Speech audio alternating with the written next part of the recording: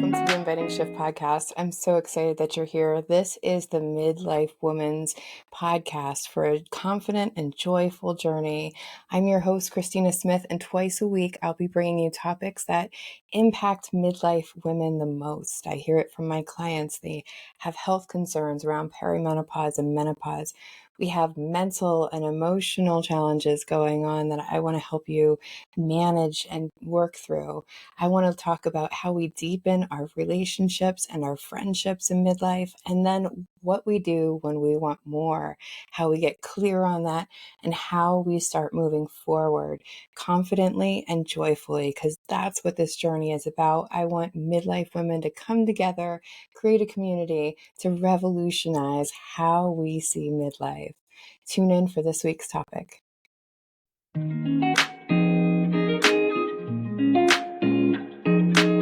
Hey, welcome back, shifters. I'm Christina, your host, and this week I really wanted to talk about relationships.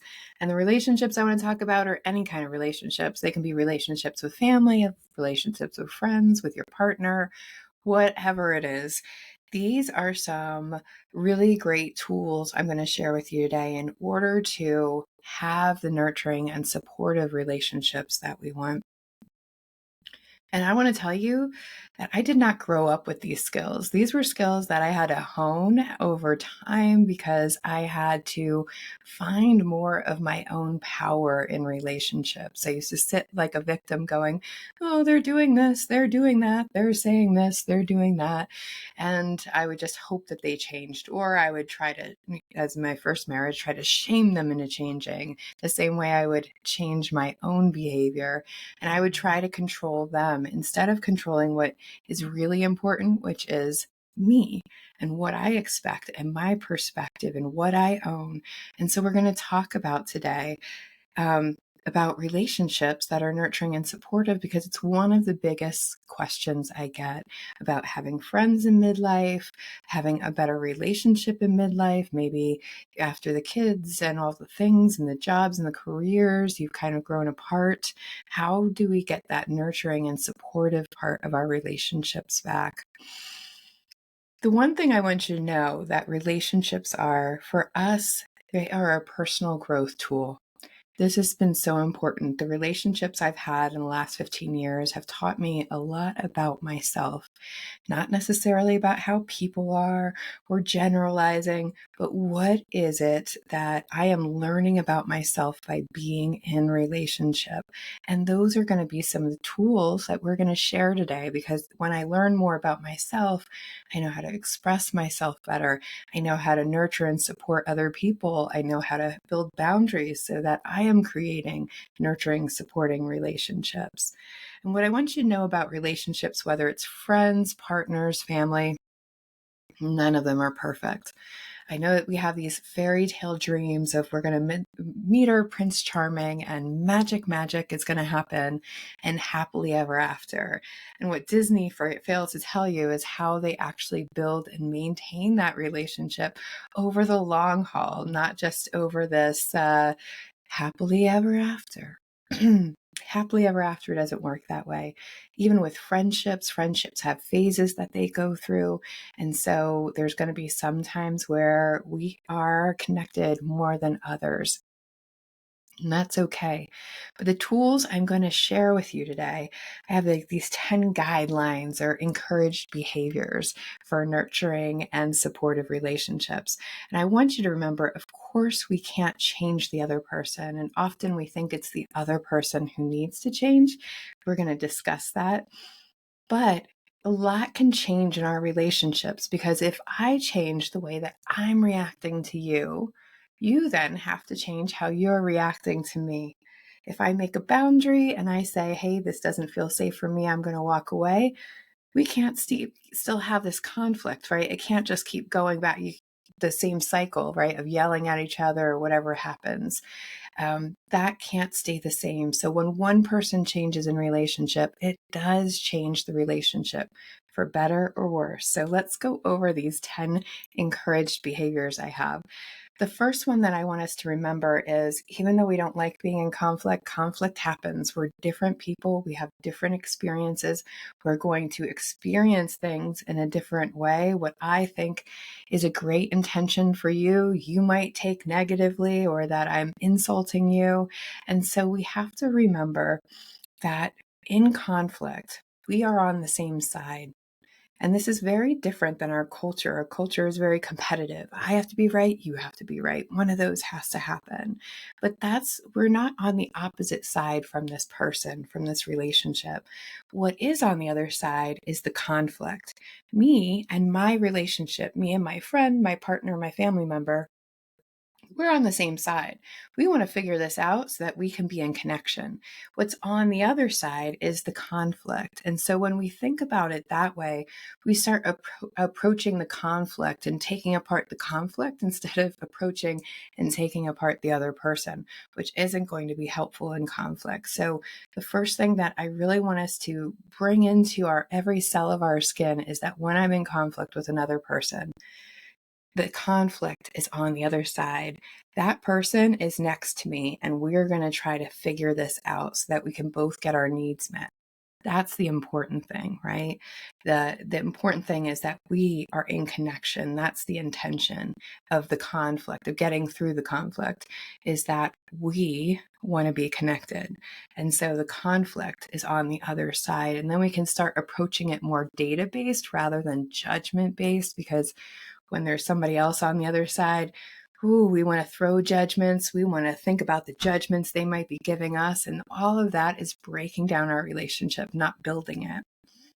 The second one is, and I'm sure you've heard this before, but of course I have to repeat it because it's so, so, so important, is that we are listening to understand the other person.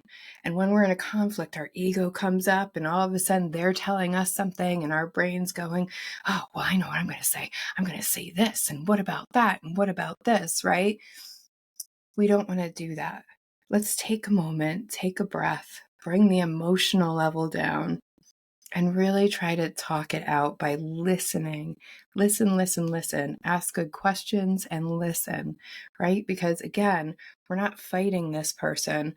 We're listening so that we can understand the conflict deeper. Because the more we can understand the conflict, the more we can unravel it and create solutions.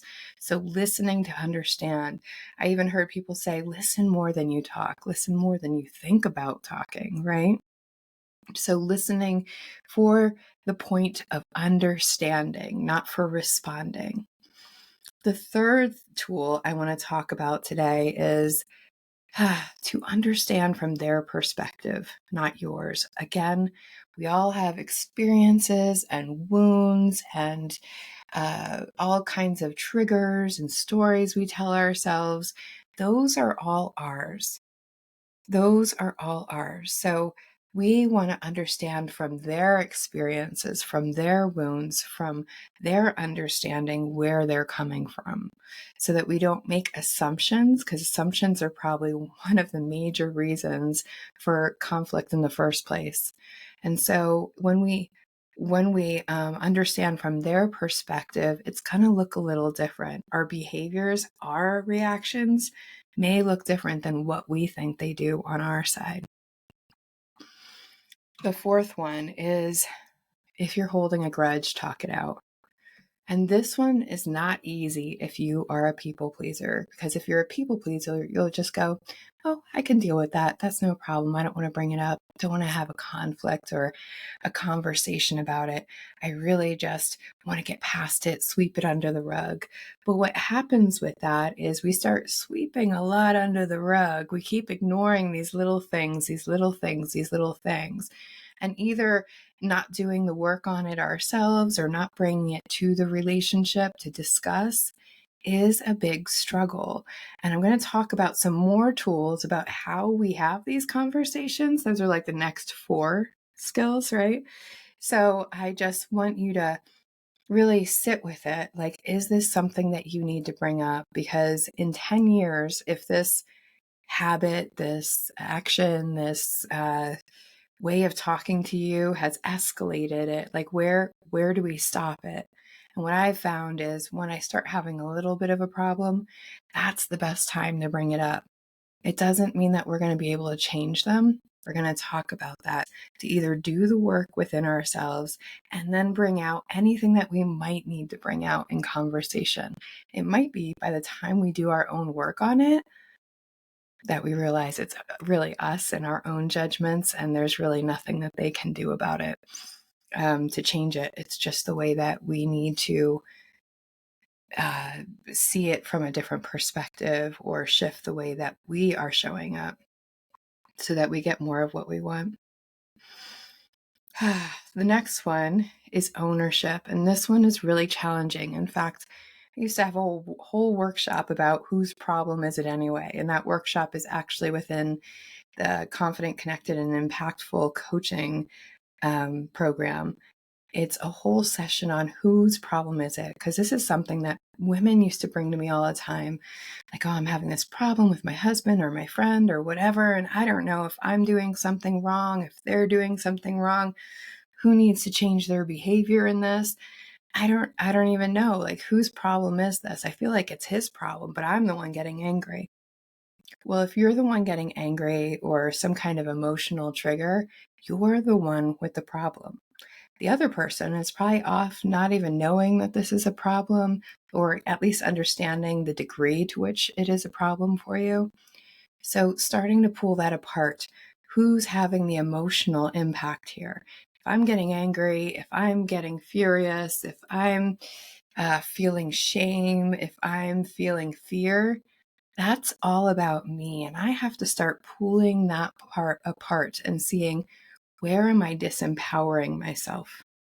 Right? Where am I disempowering myself? And I do want to excuse extreme abusive relationships from this. That's a whole different psychology. These are for our regular, everyday kind of relationships. But we do want to look at, if I'm the one feeling fear, what is it that's going on for me? Is there something I need to ask from you? Is it a conversation we need to have?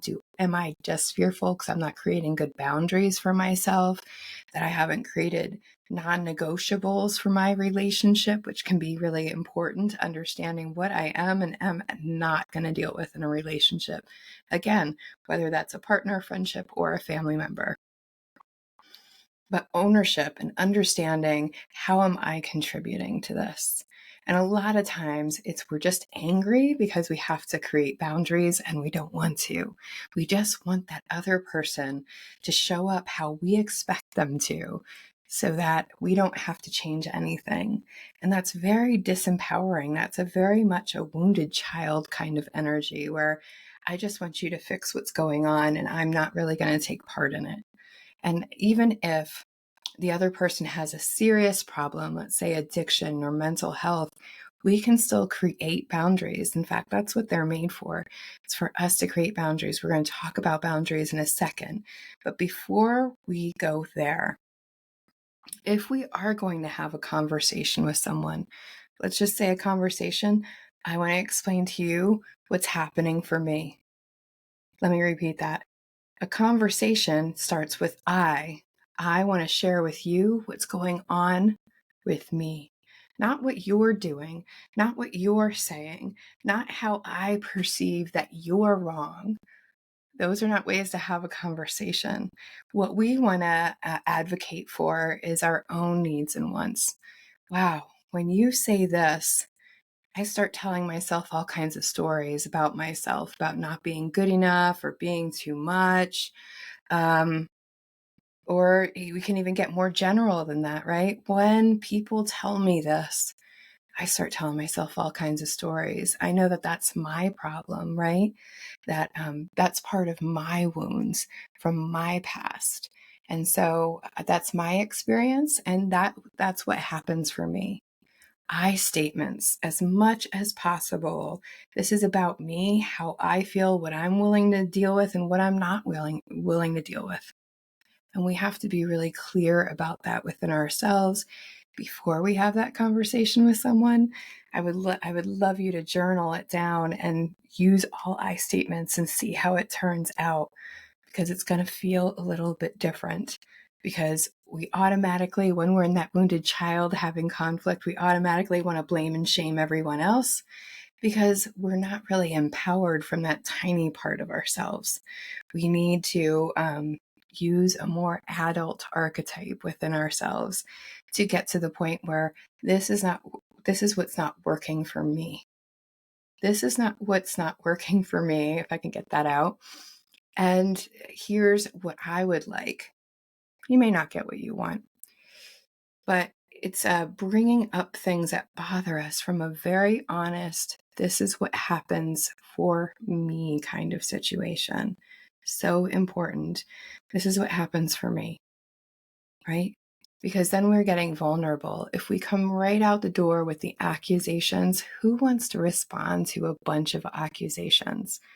No one. We get defensive, our ego gets up, and all of a sudden, all we want to do is like compete and fight. And that's losing that first rule of nurturing and supportive relationships that we went over, which is we are not on the opposite sides. We are together, and the problem is on the other side. And so all I'm doing is speaking from my side, what's happening for me, what I'm experiencing, what's going on. And I want to go over the fact that the other person is not making you. They're not making you angry. They're not making you frustrated. They're not making you sad. They're not making you fearful. They're not making you feel shame. That's all what's going on within ourselves. This is the hardest point I ever had to get through with relationships and having nurturing and supportive ones, is that I have to take ownership for what is mine. And what is mine are my feelings. And the reason those feelings are coming up, let's just say, it may not bother another person, what you just said to me, but to me, it really bothers me. And the reason is because I have all of these experiences. I have all of these wounds, all of these old triggers, all of these ego struggles, right? All these emotional stories that I tell myself. That's all mine. That's all mine. I could easily ignore what you just said or, brush it off if I didn't have all of those triggers and experiences.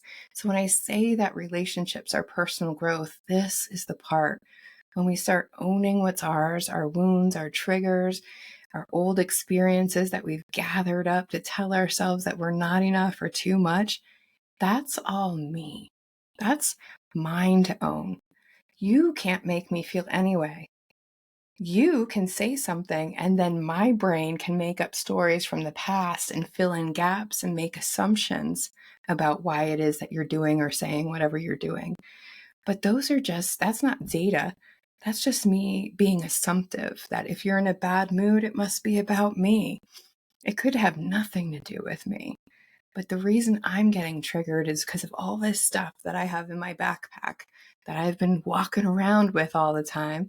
So we want to really look at that. The other person isn't making you. But what we can learn from that is coming out with those I statements that, wow, I'm getting really angry when he says that. Why am I getting really angry when he says that? And understanding what I believe the implications of that statement was, right? Rather than, asking the other person clearly, hey, I'm not understanding. What was the intent behind that? How were you hoping I would react to that? And then being able to have that conversation, because here's what's happening for me, and owning it for ourselves. These are my wounds, my stories. I'm the one torturing myself. It's the stories that create all that uncomfortable emotions. I don't call them negative. I call them uncomfortable. It's the stories that I'm telling myself in my head about what you're doing and saying that is actually creating that, rather than saying, I don't believe you. That's not what I do. Or standing up for ourselves, or even owning it and saying, yeah, sometimes I show up like a jerk. And the fact that you just pointed out, whoo, I could feel that emotion coming on. I'm starting to feel a little shame. But it's not you that's making me feel shame. It's the stories I'm telling myself about what you said. It's very, very hard. So if you have any questions about this, or you're going through something hard, I'd really love you to reach out and let's have a conversation about what is yours and what is not yours. Okay. The next thing I want to talk about is this huge difference between boundaries and requests. Okay. So let's start with boundaries because I think it'll make requests a lot clearer later. But boundaries, often people think that boundaries are like, I don't like you smoking, so I don't want you to smoke around me. Well, that's a request. A boundary is what I'm going to do for me to keep me safe. So, if I don't like smoking or I'm allergic to cigarette smoke, when I see you light up, I'm going to walk away. That's what I'm going to do, right? It's not making the other person change anything. We don't have control of their actions or what they say. We can simply make a boundary for ourselves. And I would say 80% of the time, that's all we need to do. The reason we don't do it is because we don't like to. We don't want to do the work. If the other person would just show up the way that we expect them to, the right way, right? According to us, the right way, meaning our way, then I wouldn't have to put up boundaries.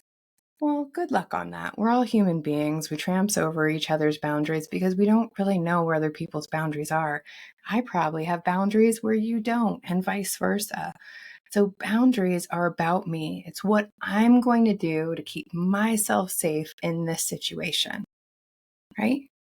Might be that if we're going to raise our voices or call each other names, then we're going to end the argument until we've cooled down and we can talk with a clearer point of view in a regular conversation, right? So it might be something like that, but it's not controlling the other person because we can't do that. What we can do, and I believe this is number 8, what we can do is make a request.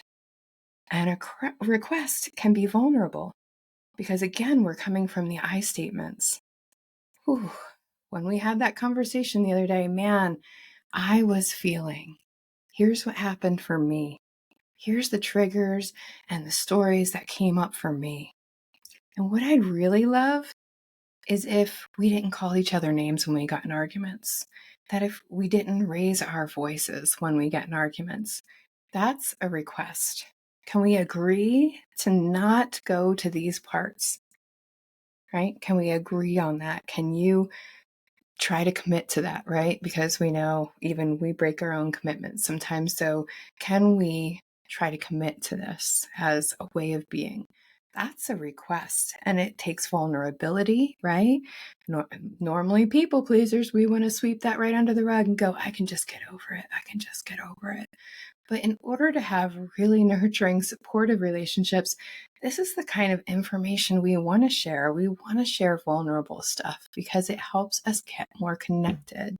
And any conflict that I've ever seen in a good relationship often ends up making that relationship so much stronger. Having these hard conversations, making these hard requests, it actually can create more connection within us because we're being vulnerable. We are showing the other person that I really want to be in connection with you instead of just ghosting you, right? Because that's the new thing is that if I have a problem with you, I'll just go find another friend, another partner, another whatever. And so we don't keep working through these things. But these are the true skills of relationships. And I can't imagine that there's many really long, connected, loving friendships or partnerships that don't go through these conflicts and sometimes have to make requests. So the other thing with requests is you may not get what you want. Even if the other person could promise that or wants to promise that, it doesn't mean that they're able. So there's many reasons why people can't fulfill our requests. One of them could be they don't want to. Another one might be they don't feel like they need to change the way that they are. And one of them is that they may not be capable. So my husband's got a terrible memory. He's constantly forgetting things. We could have just discussed an hour ago what we were doing tonight for dinner. And in another hour, he'll ask me again. And this stuff can really irritate me, right? Like it can really irritate me that it's like I'm all ready to go out to dinner and he's like, "What's going on? I'm making dinner." And I'm like, "I I thought we just said, right?" And so I used to get really frustrated. Well, I could request that he remember more stuff, but it's not going to happen. We've tried it many times. There are some things I can do to help him remember things, but I can't force him to remember. Just like I couldn't force myself to run a 4-minute mile. Okay. It's just not going to happen in my life. And so we can only expect that they can say yes to the things that they are capable and willing to commit to. And it still may not be perfect. So we may not always get what we want. But then what we do is we take care of ourselves. We create those boundaries. Well, great. Then what? Here's the thing. If we say that we're going to go to dinner with Joneses at 6 p.m., I'm going to be ready at 6 p.m. If he's not ready at 6 p.m., I'll go to the restaurant. He can meet me there, right? That's a boundary I can make for myself if I really hate being late. I could also say, I'm going to try to help him remember by telling him 20 minutes in advance.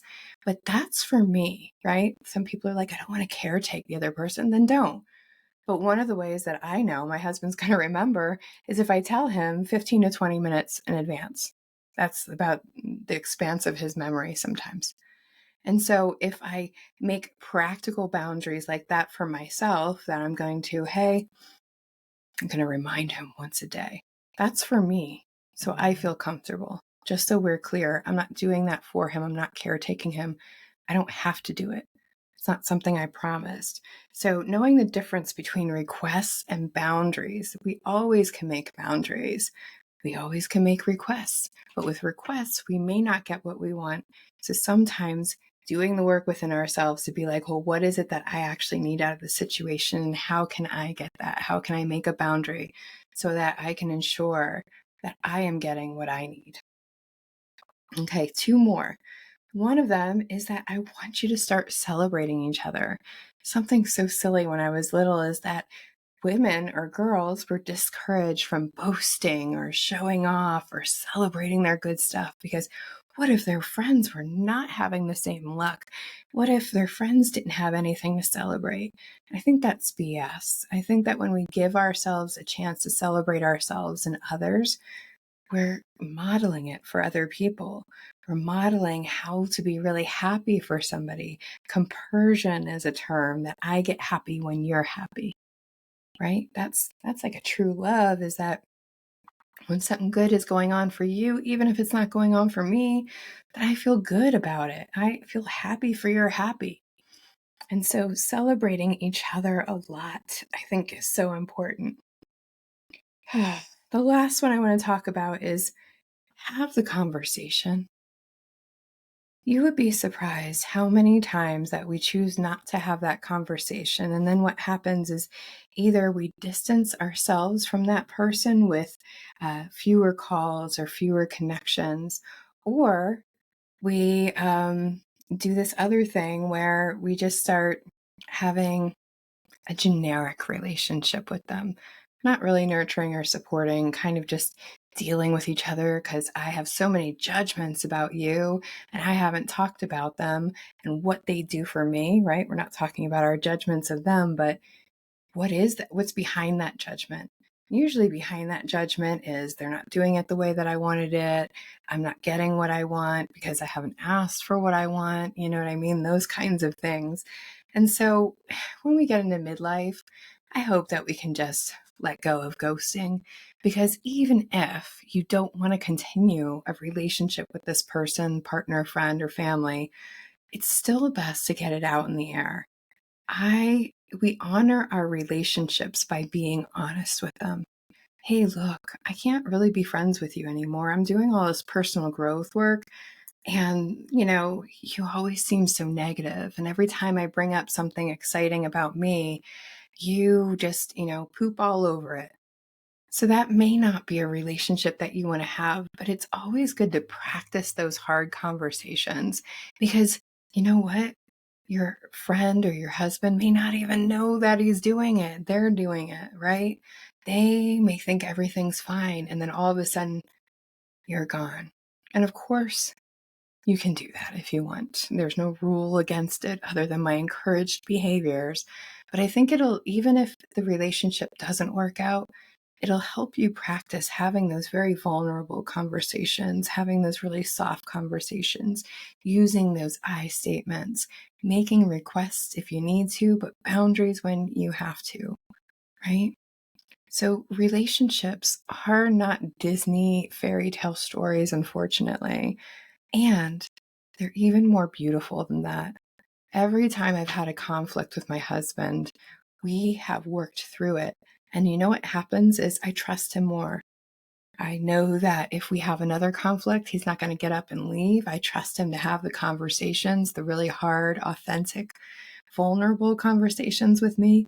And because of that, I trust that he's going to be here. I trust that he doesn't have ill intentions for me, because all of the times in the past I thought he had ill intentions. We talked it out. I got to see it from his perspective, and I was like, whew, I was making some assumptions about your behavior or your words. And that's not really where you were coming from. And I think so many relationships, we skip this step and we don't have that vulnerable conversation. We don't seek to understand what's going on for the other person. And we have completely different perspectives over what's going on, where if we just worked it out, we could then approach the problem together rather than against each other. And when we can do that, I can speak my needs and wants. You can speak your needs and wants, and we can decide how it is that we can be in connection with each other and get our needs met. So important. I hope that you'll try some of these out. I hope that you'll have a brave conversation this week. If you do reach out, I'd love to hear about it and hear how it goes. I'd love to chat you up and figure out how you can approach these harder conversations. Let's work it out so you feel really good and confident about having these really sensitive, vulnerable conversations. I hope this has been helpful. I hope you have a great week, and I'll talk to y'all later.